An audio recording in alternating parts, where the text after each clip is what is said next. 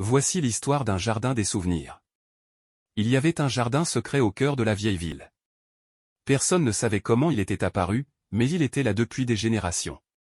Les habitants l'appelaient le jardin des souvenirs. Ce jardin était différent de tous les autres. Ses fleurs ne poussaient pas à partir de graines, mais à partir des souvenirs des gens. Chaque fois qu'un habitant avait un moment précieux, une émotion forte ou un rêve, il venait au jardin et plantait une graine. Et avec le temps, ces graines se transformaient en fleurs éclatantes. Il y avait des roses rouges qui représentaient l'amour passionné, des pivoines blanches pour la pureté, et des iris violets pour la sagesse.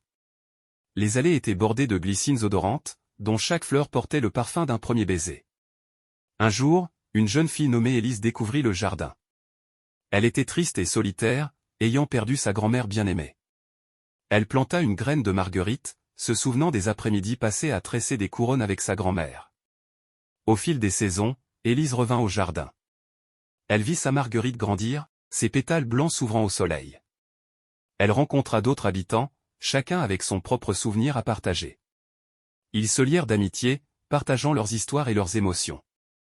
Un jour, Élise rencontra un vieil homme assis sur un banc. Il avait les yeux brillants et un sourire doux. Il lui raconta comment il avait planté une graine de tournesol lorsqu'il avait épousé sa femme. Chaque matin, je viens ici, dit-il, et je regarde ma fleur tourner vers le soleil.